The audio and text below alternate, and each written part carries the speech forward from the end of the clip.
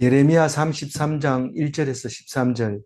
예레미야가 아직 시위대 뜰에 갇혀 있을 때에 여호와의 말씀이 그에게 두 번째로 임하니라. 이르시되. 어, 두 번째라는 것은 예레미야가 뜰에 갇혀서 두 번째, 뜰에 갇혀서 하나님 말씀하신 거 두 번째. 다시 말해서 첫 번째는 예레미야가 왜 땅을 사라고 해놓고 망하게 합니까? 하고 물었을 때 다시 돌아올 것이기 때문에 사야 된다. 그때 가가지고 이게 네 땅인지 내 땅인지 모르면 안 되지 않느냐. 그때 남이 경작하든지 남이 경작하지 않든지 남이 집을 짓고 있든지 뭐 짐승이 살든지 간에 그것을 확실하게 해놓아야 내 땅이 되는 거 아니냐. 말만 가지고는 안 된다. 그래야 후손에게 물려주는 거다. 또 후손에게도 물려줄 뿐만 아니라 그 땅에 대해서 오늘 말씀하신 축복이 임하게 되는 겁니다. 순종했을 때 사람들이 찬송하면서 이런 나라를 하나님 미리 알고 계셨구나. 그러면서 기뻐해야 되는데, 물론 당대에서 회복될 수도 있지만 당대가 아니더라도 그것은 영원히 남아 있는 겁니다. 만약에 어, 그 항아리 안에, 독 안에 들어있는 문서가 만약에 2000년 뒤에 발견됐다 하더라도 그것은 분명히 그 집 주인이 그 사람 거고, 2000년 뒤에 아무리 1000년 동안 살고 온 집이라 하더라도 원래 땅이 그쪽이 거면 내놔야 됩니다. 왜냐하면 그 주인 없이 쓰고 있었다는 것이기 때문에. 그러니까 그게 간단한 게 아니죠. 그 간단하다는 것은 그냥 뭐 이 초등학교 일기 쓰는 거나 다르다는 거죠. 왜냐하면 초등학생이 일기 쓴 것도 엄청 많은 사람들에게 영향을 주죠. 그 안내의 일기가 이게 유대인들의 일기 아닙니까? 그런데 그 어린 아이가 전쟁 속에서 일어난 일을 기록한 것이 안내의 일기잖아요. 그 유명한 안내의 일기인데 그 아내의 일기를 보고 그때 당시 몇 월 며칠 날 독일이 이쪽을 침공해서 공습을 했구나. 그게 역사적인 기정하고 고정하고 딱 맞아 떨어지게 그렇게 만들어져 있던 거죠. 근데 어린 아이의 기록이라도 우리는 이렇게 엄청난 가치를 지니고 있습니다. 그 종이가 그 종이 그 삐뚤삐뚤하게 써놓은 그 종이 쪽지 한 장이 그렇게 역사적으로 중요한 그 역사를 일으키고 있다는 사실을 말하고 있는 거죠.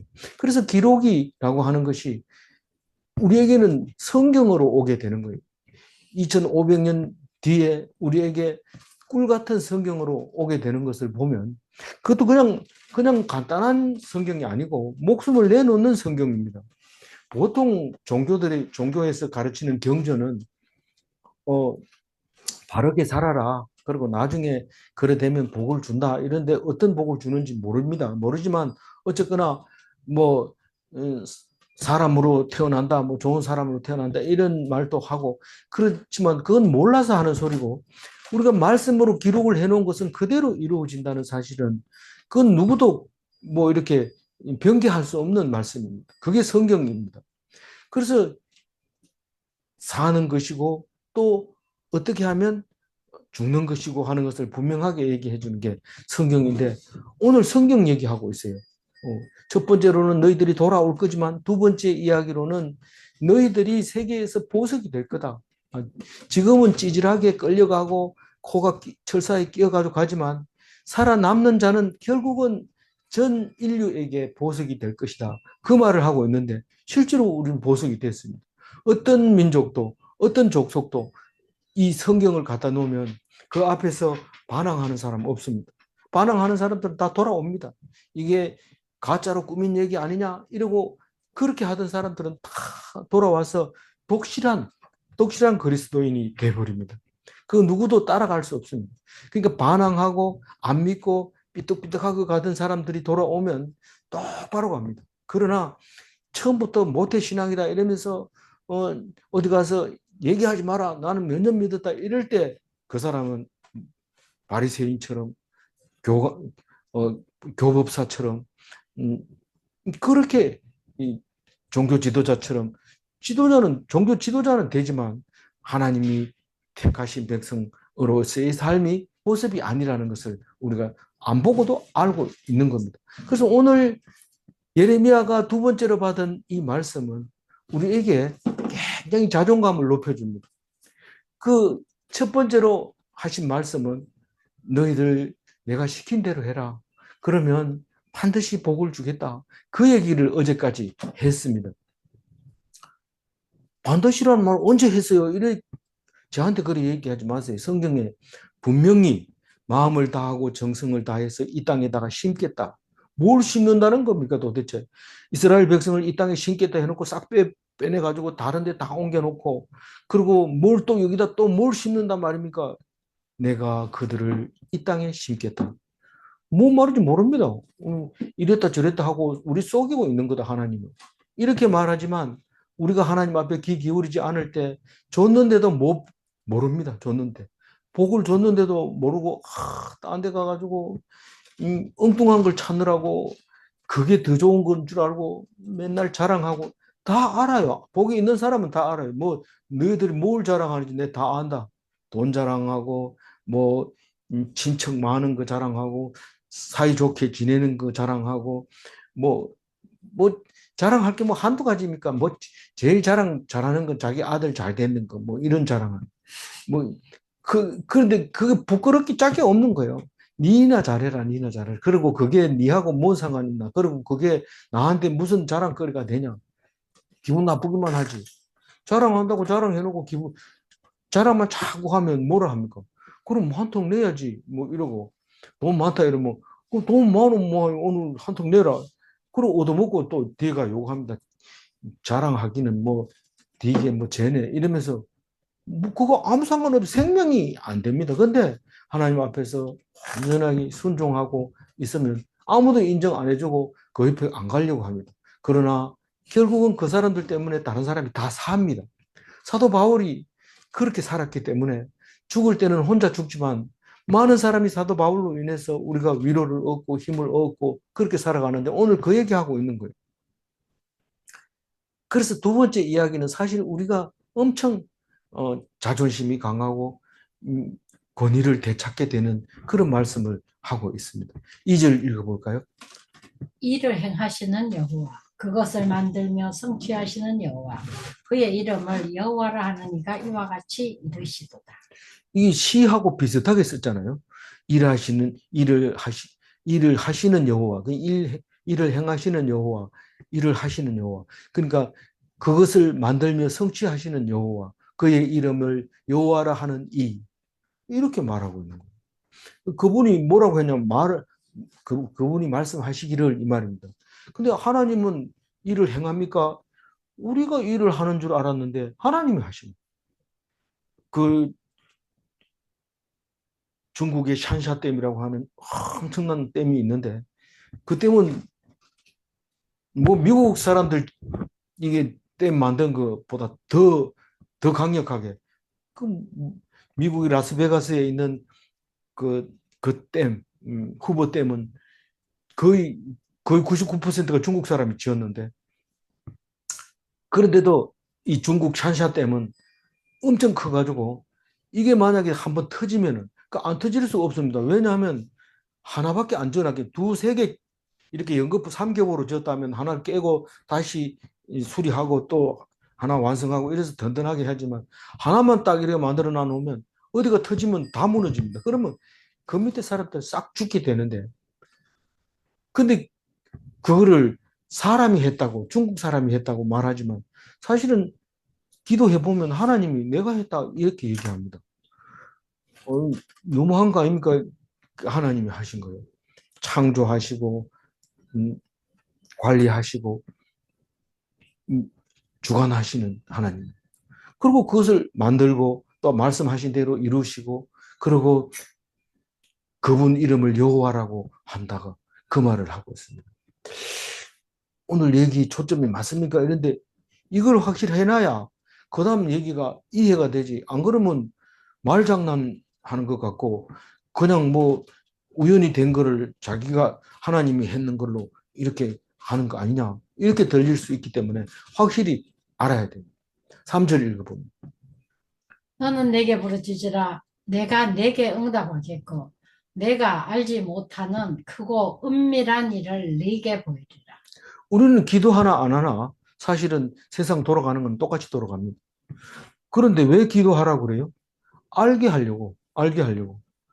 뭐 우리는 우리 대학에 들어가게 해주세요 하고 기도하고 가빠이 가서 가빠이에서 기도하는 거는 그건 하나님께 한 게 아닙니다. 그렇지만 어쨌든 간에 교회에서 했다 하더라도 교회에서 하나 우리 아들 대학 들어가게 해주세요 하고 기도했다 하더라도 거기 들어가고 안 들어가고는 기도했기 때문에 들어가고 안 들어가고 한 게 아니고 안 들어가게 되면 어떤 메시지를 줄 거고 들어가게 되면 어떤 메시지를 줄 건지 그 안에서 시험 치고 나면 참 기분 좋습니다. 근데 기도를 안 하고 나면 붙었다고 교만해지고 떨어졌다고 기죽고 심지어는 알을 잡습니다. 네가 그것도 공부를 못하는 게 돈을 얼마나 들였나. 다른 사람은 뭐 돈 안 되네. 그보다 훨씬 많이 줬는데도 못 견디고 그냥 애를 괴롭혀가지고 아이가 자살하고 그런 거죠.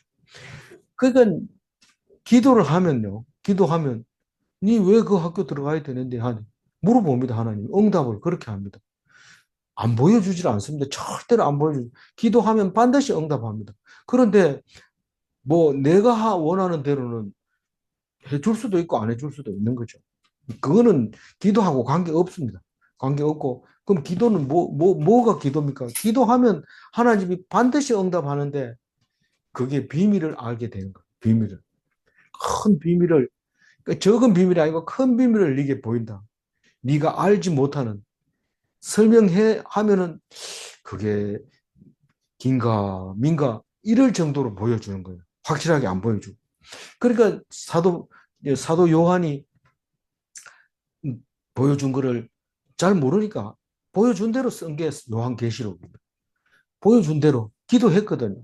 어, 우리 우리는 이제 예수님이 오셔서 하나님이 오셨다 해서 좋아했는데 그럼 이게 답니까? 이게 전부 답니까? 그리고 우리가 고생하고 그것을 정언하라고 그래서 정언하고 그리고 이제 내가 제일 젊었었는데 내가 이제 죽어갈 판인데 그럼 이게 뭡니까? 라고 얘기했을 때 요한계시록을 딱 보여주면서 어, 크고 은밀한 일이다. 네가 봐라. 나는 모르겠는데요. 기록해라. 그 기록해 놓은 게 이제 요한계시록입니다. 그래서 우리 많은 그 목회자라든가 이런 사람들이 그 요한계시록을 들고 그냥 설교해 가지고는 사람들이 끼고도 안 해.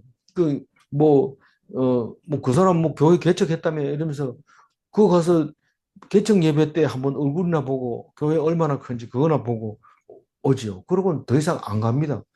뭐 헌금 부담스럽다 이러고 뭐 이러면서 안 갑니다. 근데 그 하나님은 우리의 그 생각과 다르기 때문에 그런 거죠. 그래서 이 목사가 이제 목회를 하려고 이렇게 아무리 열심히 하고 큰 교회 목사의 두 배, 세 배 열심히 성경을 연구하고 또 전도지를 돌리고 이래도 안 됩니다. 큰 교회는 이 굴러가는 바퀴가 있으니까 그냥 얹혀가지고 가기만 하면 되지만 작은 교회는 만들고 이렇게 해도 안 됩니다. 그러니까 어떻게 합니까? 요한계시록은 큰 교회에서 잘 안 읽어집니다. 근데 작은 교회 혼자 있는 교회 목사들은 요한계시록 읽다 보면 이 하나님이 들려주시는 음성이 들립니다. 그 비밀을 알고 나면 막 견디지 못하니까 그쪽으로 막 밀고 나가면은 엉뚱한 길을 갈 때가 있는 거죠. 그래서 요한계시록을 가지고 할 때는 굉장히 조심해야 된다. 이 말은 조심해야 된다는 뜻은 너무 극으로 달린다는 거죠.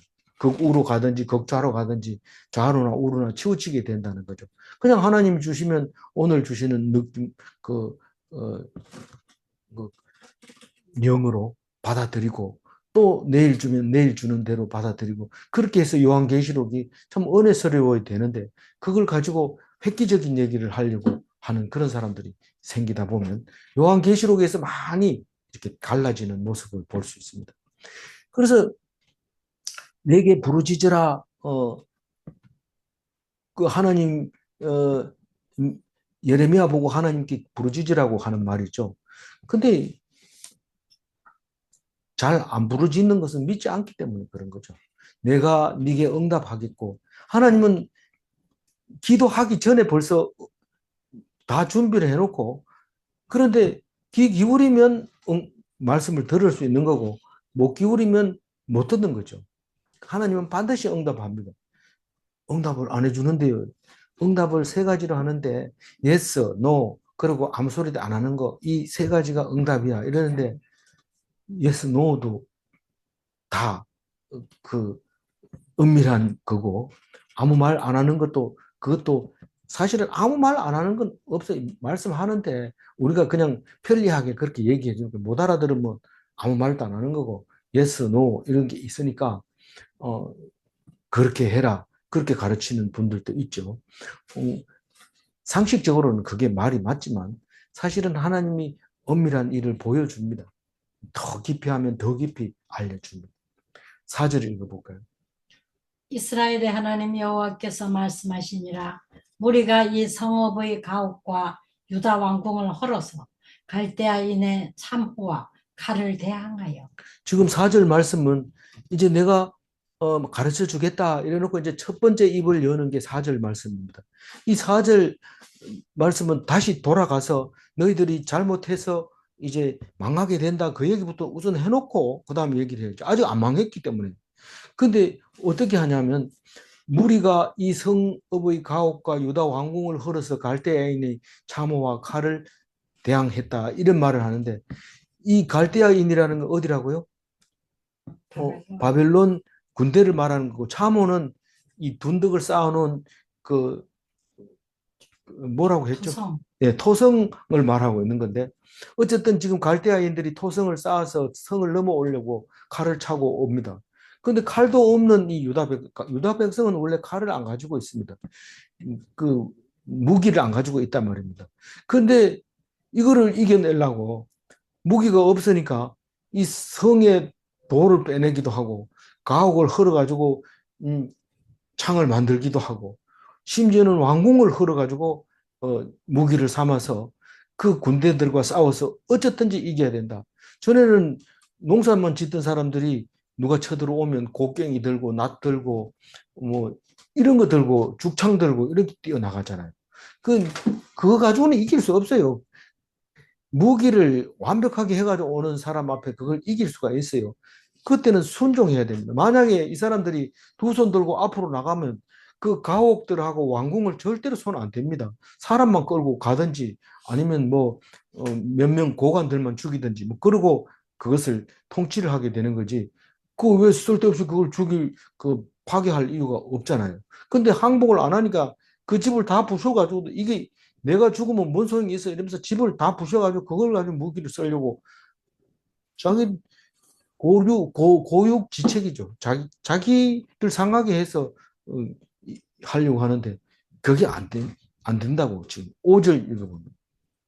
싸우려 하였으나 내가 나의 노여움과 분함으로 그들을 죽이고 그들의 시체로 이 성을 채우게 하였나니 이는 그들의 모든 악행으로 말미암아 나의 얼굴을 가리어 이 성을 돌아보지 아니하였습니다. 이 사람들이 예루살렘에서 멸망한 이유는 하나님을 하나님의 얼굴을 가린 거예요. 돌아서서 내가 돌아서서 하나님 얼굴을 안 본 거. 그 죄로 인해서 망하는 거지. 다른 죄는 없어요. 다른 죄는 아니 그 앞에서 그 몰래에게 제사 지내고 이거 얘기했잖아요. 그게 하나님에게 돌아섰다는 얘기지. 그게 뭐 그 자체가 하나님이 안 시켰다는 것 뿐이지.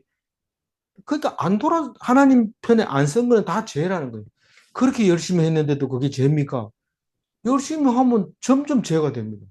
하나님 앞에 돌아서 있으면 하나님이 하라는 거 하면 되는데 자기 나름대로 열심히 하다가 하나님이 죄인으로 여기게 되는데 그 결과는 참담합니다. 싸우려고 했지만 내가 나의 노여움 때문에 내가 분한 것 때문에 그들을 내가 죽이겠다.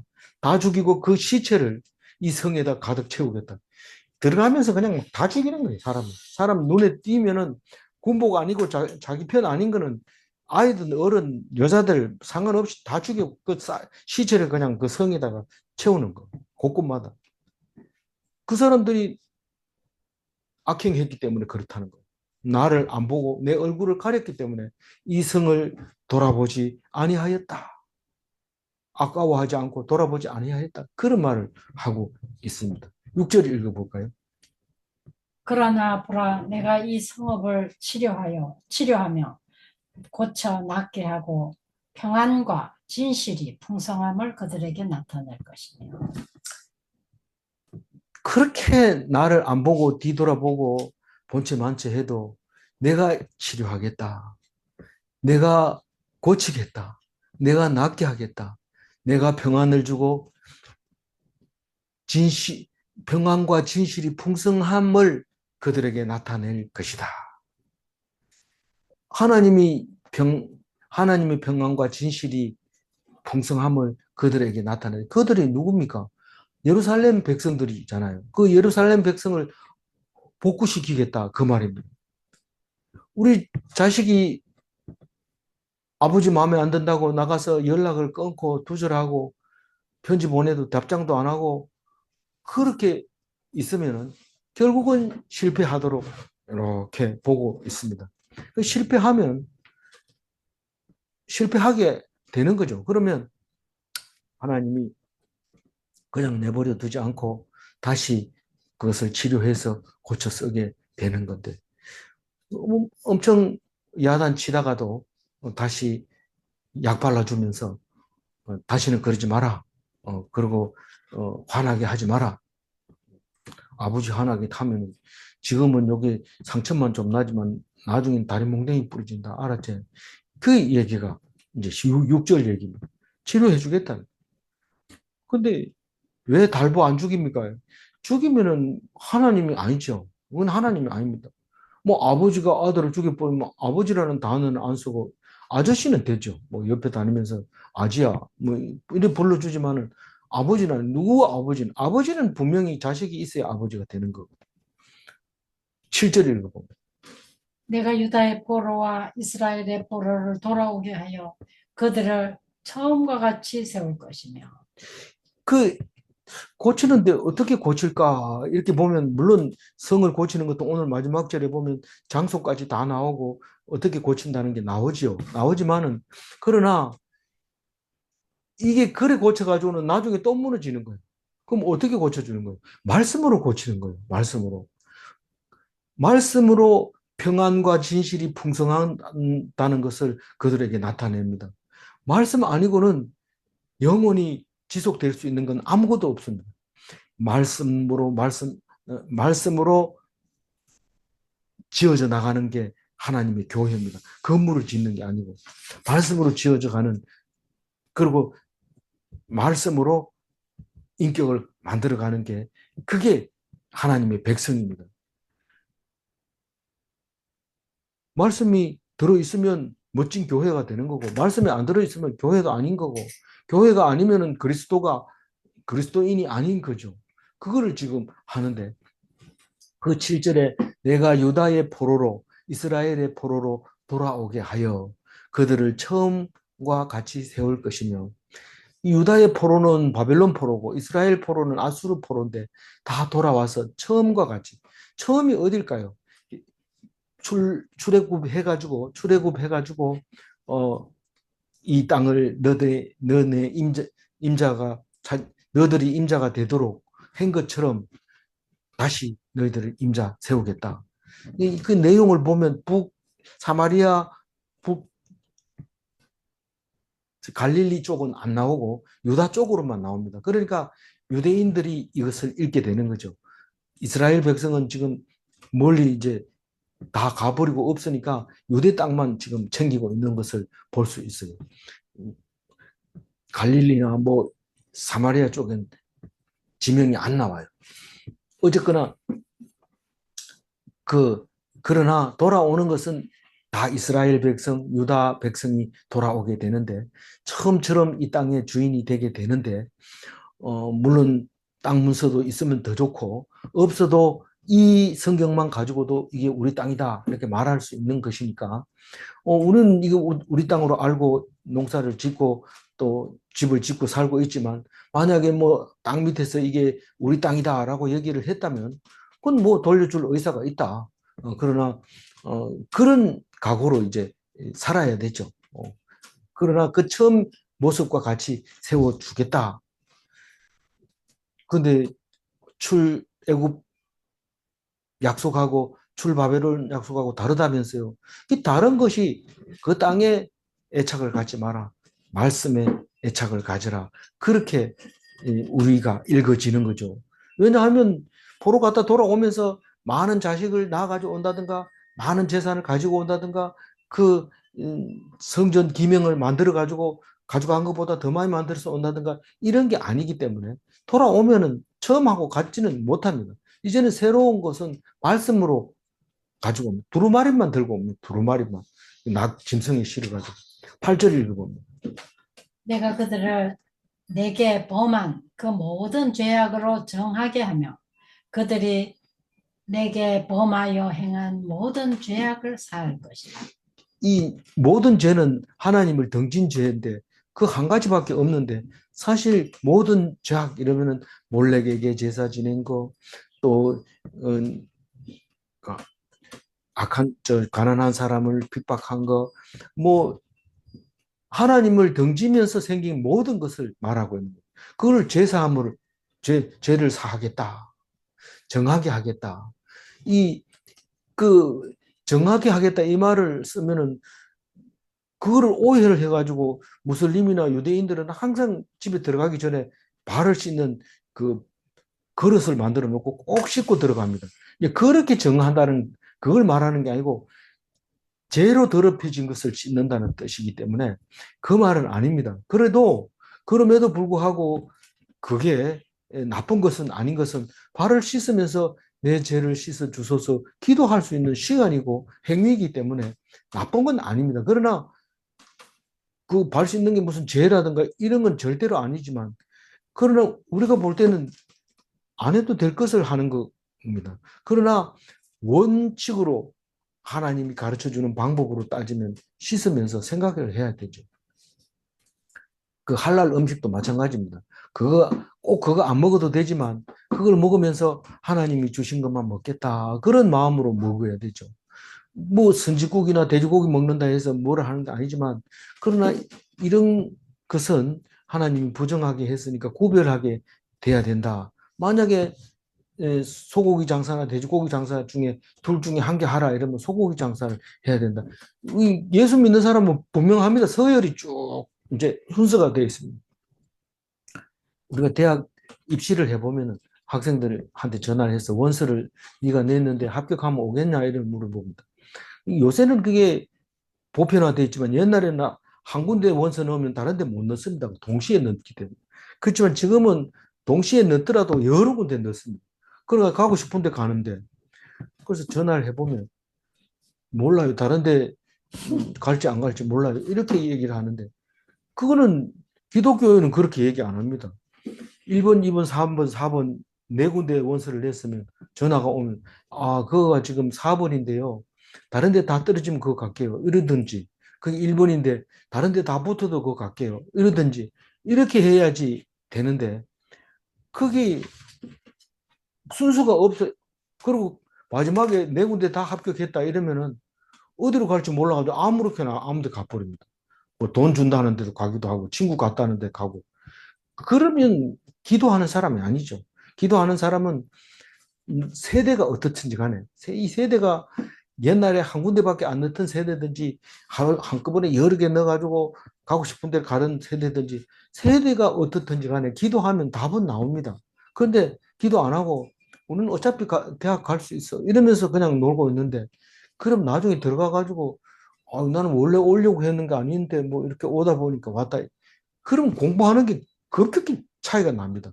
이 사람은 막 이거 아니면 안 된다 이래가지고 열심히 하던 사람하고 그냥 와보니까 뭐 별로 내하고 적성 안 맞는 것 같네요. 이렇게 얘기하는 사람하고는 앞으로 일을 추진해 나가는 힘이 훨씬 떨어지죠.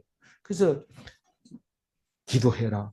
하나님 말씀 들어라. 이러는데 그 말을 안 듣는 이유가 기도한다고 내가 좋은 교회 가요. 뭐 이런 식으로 자꾸 현실적으로 눈앞에 보이는 얘기만 하는데 기도해야 돼요. 기도해. 그래서 이 모든 죄악을 사해주고 정하게 해준다. 깨끗하게 해준다. 깨끗하다는 건 죄가 없다는 뜻으로 성경은 여러 번 썼으니까요. 내게 범한 모든 죄악을 사해준다. 그 예수님이 그 얘기를 할 때 깜짝 놀랐어요.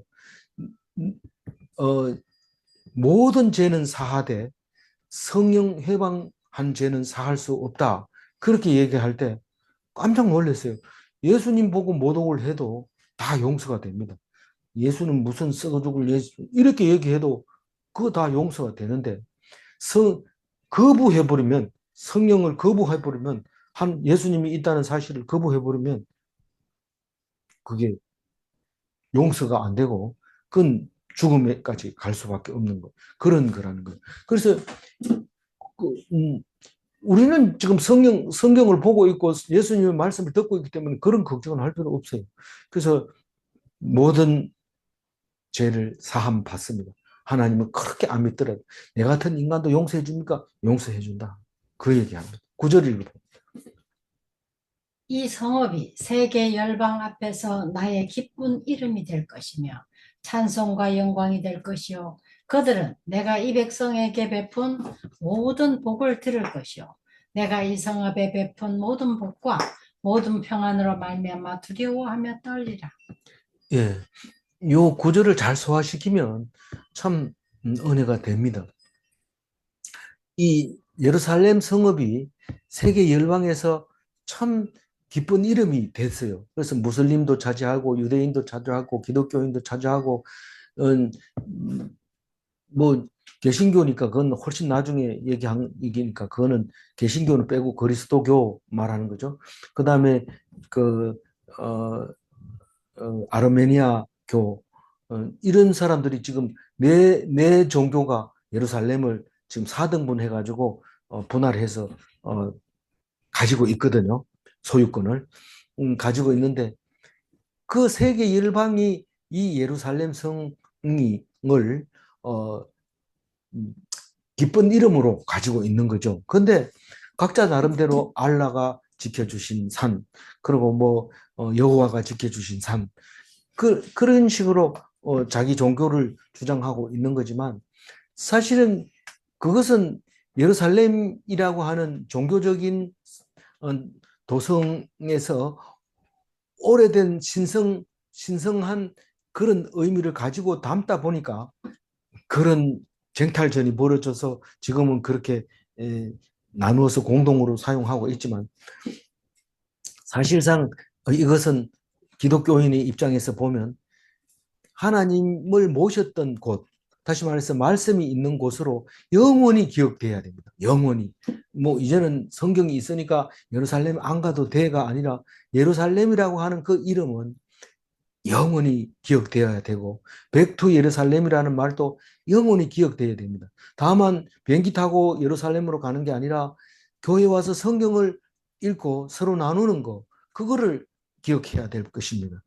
그래서 성경 속에 찬송이 있고 그 성경을 읽으면 영광이 되고 하나님의 이름이 영광이 되고 그들은 내가 이 백성에게 베푼 모든 복을 들을 것이요. 그들은 열방을 말하는 거예요. 열방. 모든 사람이 예루살렘에 베푼 모든 복.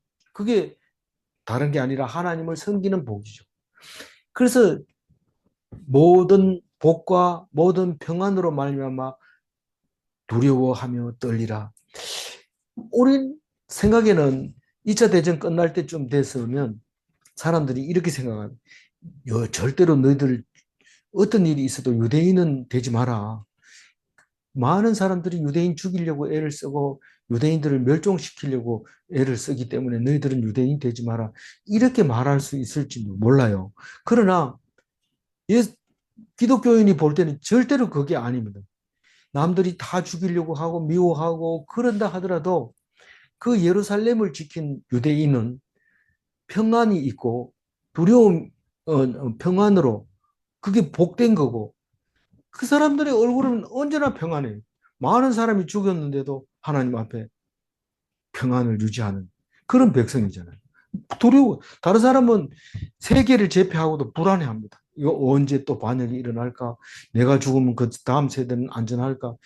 늘 불안해 있지만 예루살렘만큼은 평안하고 그게 복인데 그 복이 말씀에서 나온다는 겁니다. 어디에서 나오겠어요?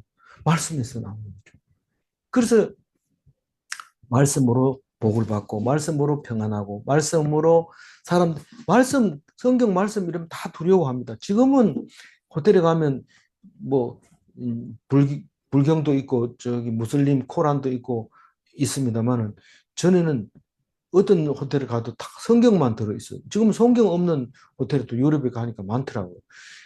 그래서 그 말씀이 예루살렘이고 말씀이 하나님이고 말씀이 복이고 말씀이 평안이고 말씀으로 다 이루어졌다는 것을 알게 될 때 지금 회복이라는 말, 이 단어가 엄청 중요한데 여기서 보면 두려워하며 떨리라 할 때 그 두려움이 파하드라고 해가지고 경외하다 이런 뜻입니다.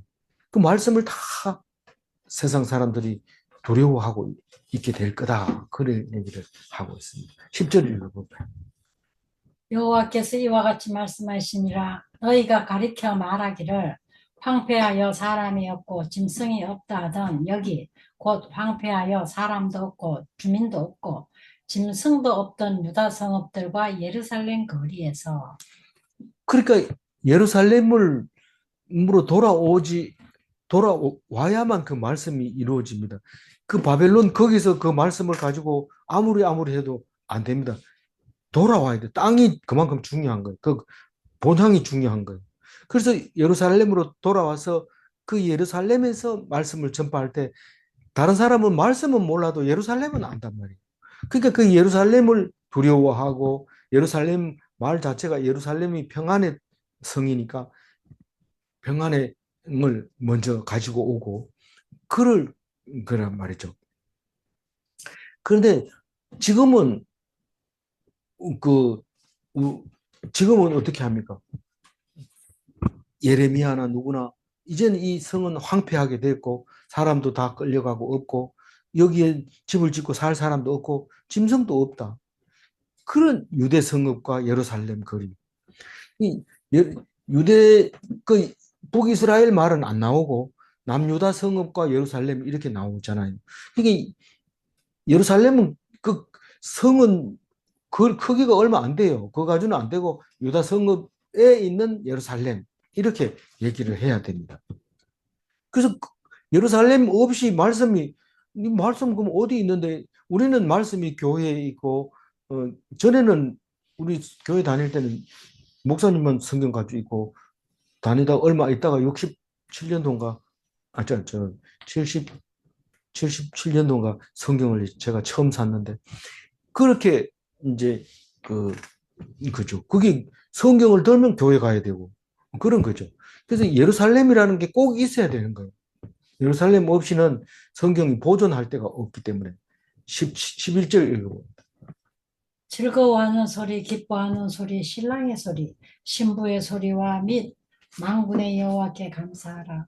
여호와는 선하시니 그 인자하심이 영원하다 하는 소리와 여호와의 성전에 감사제를 드리는 자들의 소리가 다시 들리리니 이는 내가 이 땅에 포로를 돌려보내어 지난 날처럼 되게 할 것입니다. 여호와의 말씀입니다. 그 교회에 가면은 막 즐거워하는 소리만 로엘 이런 노래 소리 들리고 호산나 소리 들리고 기뻐하는 소리 즐거워하는 소리가 그 예루살렘에서 그 뭐 다른 집에서는 그런 소리 안 납니까? 다른 집에서 그런 소리가 나면 그게 교회입니다. 예루살렘입니다. 그거 신랑 소리 신부 소리 뭐 결혼만 하면 교회 가서 어, 신랑 오신다 그러면 딸랑딸랑하고 뭐 전부 나와가지고 신랑 얼굴 보고 야 잘생겼다 이러고 뭐 아들 낳겠다 뭐 이러면서 그런 소리 뭐 아니 뭐 종류는 다르지만 뭐 그렇게 신부 소리 이런 것들이 그 교회에서 나고 또 교회에서 뭔 소리 나냐 가만 들어보면 왕군의 여호와께 감사하라 감사 헌금 막 하고 뭐 좋아하고 막 그러죠. 감사헌금 하는 게 이제 기뻐하는, 즐거워하는 표식이죠. 여호와는 선하시다. 그 인자하심이 영원하다. 그러니까 하나님이 우리를 망하게 했는데 말이 되냐 이러고 그런 게 아니고 하나님은 선하시고 그 인자하심이 영원하다. 이 자녀가 많다 보면 부모한테 막 음, 원망스럽고 부모가 막 미워지고 막 그렇지만 결국은 회복시켜 주니까 그때는 엄마 같은 사람 없어. 그리고 또 그 많은 음, 남매가 살아도 나만 사랑해. 그런 사랑을 느끼게 되는 거죠. 그리고 내가 그때 참 잘못했는데 하나님 엄마가 용서해 준 거. 뭐 이런 것이 이 부모와 같은 부모의 사랑과 같은 하나님을 찬양하게 되는데 그 인자하심이 영원하다. 그 영원하단 말은 옛날에 우리 어른들은 뭐라 천년이 가도 만년이 가도 그 사랑이 없어지겠냐 이러면서 우는데 또 말하는 소리 들어보면 나하고 관계 없는데도 막 눈물 나요. 그, 뭐, 이제 가면 언제 오나 그런 얘기 하면서. 그런데 요즘은 그런 소리 하는 사람이 없어요. 뭐, 기독교라고 해가지고 폰만 잡고 그런 걸 안 하니까 뭐, 울 이유도 없고요.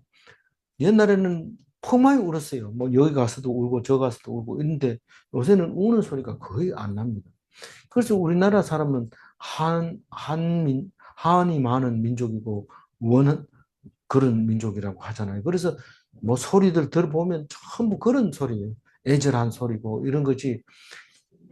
근데 뭐 조금 사니까 이제 사랑 노래하고 이제는 뭐 그래서 우리 그 대학 다닐 때 교수는 그 군가는 명가다 이러면서 군가 얘기하면 그렇게 기분 좋아하면서 군가는 명가다 이러면서 군대 군인들이 행진할 때 부르는 노래를 그렇게 좋아하시는 분이 계셨어요.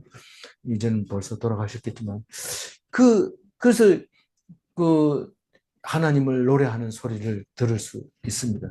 그리고 여호와의 성전에 감사제 드리는 소리들. 감사하라 이것만 말로만 안 하고 제사를 드리는 거죠. 헌물을 헌금하는 거죠. 그리고 다시 들리리니 지금 망할 때는 그런 거 안 하죠. 지금 뭐 교회 갈 형편이나 이런 그거가 도망 다니기 바쁘거든요. 사실은 하나님께 딱 내놔야지 되는데 안 내놓으니까 하나님이 못 오게 하는 거예요. 못 오게. 우리 생각에는 안 가는 것처럼 보이지만 하나님이 아예 못 오게 하는 거예요. 내가 한번 딱 이렇게 돌아서면 하나님이 알았다 이러고 닌 오지 마라 이래. 가면 되지 뭐 이러면 못 갑니다. 어떻게 갑니까? 그 얼굴을 들고 그렇게 욕해놓고 돌아섭니까? 못 합니다. 하나님이 못 오게 하는 거죠. 네, 할 수 있는 것처럼 보이지만 한번 돌아서는 돌아서기가 어렵습니다. 그런데 다시 들린다고요. 하나님이 용서해 주는 거죠. 다 돌아옵니다.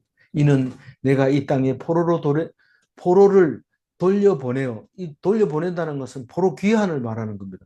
되돌려보내어 지난한처럼 되게 할 것이다. 어디를? 예루살렘을, 유다를 그렇게 하겠다. 그 유대인들에게는 엄청난 복음이죠. 이제 12절 읽어봅니다. 만군의 여호와께서 이와 같이 말씀하시니라. 황폐하여 사람도 없고 짐승도 없던 이곳과 그 모든 성읍에 다시 목자가 살 곳이 있으리니 그의 양떼를 눕게 할 것이라.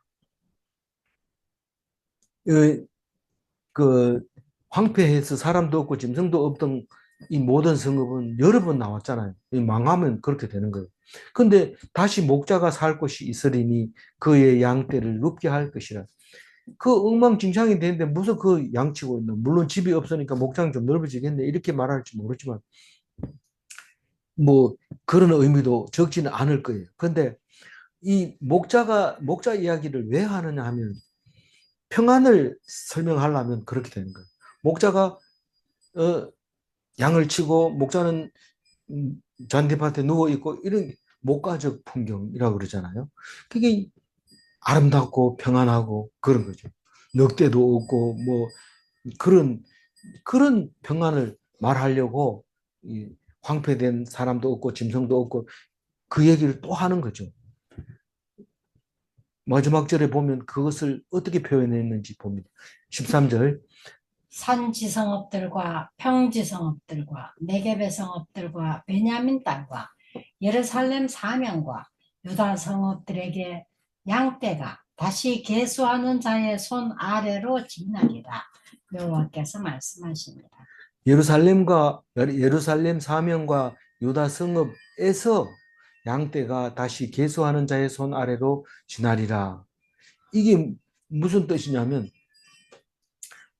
이 이제 한 해에 이제 절기가 오잖아요. 절기가 이제 초막절이 오고 이렇게 하면 큰 축제가 벌어질 때 이 목자는 11조를 드려야 되는데 어떻게 드립니까? 양의 숫자를 가지고 드려야 돼요. 그래서 지팡이를 딱 일어놓고 우리 안으로 드릴 때 하나, 둘, 뭐 이름이 다 있다고 그래요. 그런데 뭐 100마리 이상 되면 이름 있다 하더라도 외우겠어요. 그래서 하나, 둘, 셋, 넷, 다섯, 여섯, 일곱, 여덟, 아홉, 열 번째는 목자가 딱 막아서 그걸 잡아서 따로 내놓습니다. 그리고 또 하나, 둘, 셋, 세 가지고 열 번째 딱 잡아가지고 하는 제키고. 그래서 그 11조 드리는 거예요. 그 양 때는 하나님께 드리는 거죠. 그래서 그거를 계수하는 자의 손 아래로 지나리라 이렇게 표현한 겁니다. 그 우리가 하나님께 영광 돌리고 11조 드린다는 것은 엄청난 축복이죠. 그건 뭐 최고의 축복을 지금 말하고 있는 거예요. 뭐 11조 아무나 드리는 줄 압니까? 어, 축복받은 자만 드릴 수 있는 거죠. 근데 여기 자세히 보면 어제 나왔던 거 나옵니다. 산지성읍. 유대 땅을 전부 네 가지로 말할 수 있는데 산지가 있고 평지가 있고 네겝이 있고 또 뭐가 있다고 그랬어요? 아라바가 있다고 그랬어요. 근데 오늘 아라바는 안 적어놨어요. 근데 지금도 여전히 네 단계로 분리합니다. 아라바는 세 단계로 분리합니다. 갈릴리에서 사해까지 오는 저지대, 그 다음에 사해 주변에 있는 소돔과 고모라 또 이쪽에 그 하여튼 주변에 있는 그 저지대, 그거는 집을 지을 만큼 큰 넓은 땅은 아니지만 그래도 저지대 고하고 한 군데는 이제 아카바만 사이에서 아카바만 사이에 그 저지대. 그래서 세 개의 저지대를 아라바라고 하고 이 네겝이라고 하는 것은 뭐라고 그랬어요? 남쪽 그 역삼각형으로 이루고 있는 그 삼각 지역에 그걸 아라바라고 이제 네겝이라고 하고 산지와 평지 이렇게 유대 땅을 네 가지로 분리를 한다고 그랬어요. 이 그거를 알아놓으면 다른 데서 나올 때 지루하지 않아요. 이렇게 네 가지 다 나왔나 안 나왔네 그러면서 어, 얘기하는데 그거 말고 베냐민 땅, 유다 땅 이렇게 예루살렘 예루살렘을 얘기하고 싶은데 유다 얘기를 얘기해야 되고 유다 얘기를 하고 싶은데 베냐민 얘기해야 됩니다. 원래 분양받을 때는 예루살렘이 베냐민 땅이었어요. 근데 베냐민이 남북으로 갈라지면서 남쪽으로 흡수하면서 베냐민과 유대 이렇게 돼서 남유다가 된 겁니다. 그러니까 이거는 베냐민, 예루살렘, 유다 그거는 지금 예루살렘을 설명하기 위해서 이렇게 한 거고 나머지는 유다 땅을 네 가지로 나눌 때 나온 얘기고 그러나 그 땅 얘기가 중요한 게 아니고 양떼가 계수하는 자의 손 아래로 지나리라 이 말이 무슨 말이냐 복받은 날이고 하나님께 축복의 은혜를 누리는 때를 말하고 있는 거다. 그 말을 13절에서 그런 걸 찾아내는 것이 이 광부가 금을 캐는 그죠. 근데 금은 떼놓고 광석만 빼내가지고 그것도 광석도 쓸모가 있지만 그러나 금을 캐야 되죠. 오늘 3절 읽어보고 마무리할게요. 네. 너는 내게 부르짖으라 내가 내게 응답하겠고 네가 알지 못하고 크고 은밀한 일을 내게 보이리라. 못하는 크고 은밀한 일을 내게 보이리라. 기도하지 않으면 말씀을 들을 수 없습니다. 우리는 그냥 어디 막 바쁜 데 갔다 와가지고 설거지하고 들어앉아가 턱 앉아가지고 말씀 들을 수 있을 거라고 생각하는데 안 됩니다. 30분 전에 와서 기도하고 찬송하고 이러면서 오늘 말씀 읽어보고 듣는 거하고 천지 차이입니다. 그 또 뭐 말씀 끝나기 전에 다 들었다 이러면서 벌떡 일어나가지고 축도하기 전에 가 불고 이런 것도 안 돼요. 그 기도하고 들어야 말씀이 들립니다. 이건 보석을 갖다가 그냥 막 문대 가지고 그냥 기스 다 내가지고 보석이라고 들고 다니는 거나 마찬가지입니다. 보석은 닦고 관리하고 해야 그게 보석이 되는 겁니다. 기도하지 않으면 말씀이 들을 수 없고, 기도하면 말씀으로 응답하십니다. 어떤 기도든지 응답하는데 말씀으로 응답합니다. 그게 이루어지는 거는 그거는 비밀입니다. 그런데 그걸 얘기해 줍니다. 질문합니다. 우리는 기도한 후에 응답이 당장에 나타나기를 원하는가? 우리는 못 돼가지고 기도를 제대로 안 하고 있는 거죠. 당장 안 나타나면 하나님 내 기도도 안 들어주고 이러면서 삐져가지고 막 울고 이런데 그 울 때 하나님이 딱 말씀으로 나타날 때도 있습니다. 그렇다고 해가지고 너무 우리가 머리 쓰고 이럴 필요 없고 감정에 충실해야 돼요. 왜냐하면 감정이 하나님이 주셨기 때문에. 기분 나쁠 때는 기분 나쁘다고 막 대들고 그렇게 했을 때 답을 주지. 뭐 안 들리면 안 들린다고 얘기를 해야지. 그래야 들려지게 하지. 안 들려도 뭐 들은 척하고 기도 그만큼 했으면 됐지 뭐 이런 식으로 하면 그 기도는 안 되는 거예요. 질문 2. 하나님은 기도하기 전에 이미 계획하고 계시는가? 다 계획하고 있는데 기도하면 그걸 알려주는 거예요. 네가 언제 어떻게 되겠다. 그걸 알려줘요. 그래서 기도한 뒤에 하나님의 말씀을 듣고 그걸 알아내는 걸 비밀 맡은 자라고 얘기해요. 기도하고 깨달은 것을 비밀 맡은 자라고 해요. 그래서 어떤 사람은 뭐 어떻게 해도 됩니까? 하고 물어보면 내가 기도해보고 이래가지고 기도해가지고는 하나님 하지 마라 하더라. 이거는 안 돼요. 그건 그렇게 하는 거 아니에요. 그건 그, 어, 물론 뭐 그렇게 얘기할 때도 있지만 그러나 보통은 그 계획을 말씀하셨기 때문에 그냥 순종하는 거 그거 기도하고 나면 무조건 100% 순종입니다. 순종하고 나면 그 다음에 일어나는 게 순종 안 하면요 순종하면 그게 복으로 돌아오지만 순종 안 하면 그 벌로 돌아가는 기 때문에 그런 거예요. 그래서 우리는 기도하고 나면 순종해야 됩니다. 기도하겠습니다. 하나님 예레미야를 통해서 두 번째 하신 말씀, 내가 회복시켜 주겠다. 그 말 말고 남보다 더 존귀하게 해주겠다. 더 위상을 높여주겠다. 그렇게 말씀하실 때 하나님 감사합니다. 자녀를 야단칠 때 야단쳐놓고 남들보다 더 잘 입히고 더 잘해준 것을 생각하면서 하나님의 은혜, 부모님의 은혜를 깨달을 수 있도록 오늘 또 인도하여 주옵소서. 우리는 알지 못해서 함부로 하나님을 거역한 것을 용서하여 주시옵소서. 말씀에 귀 기울이게 하시고 하나님 앞에 온전하게 하여 주옵소서. 감사드리옵고 우리 주 예수 그리스도 이름으로 기도 올리옵나이다. 아멘.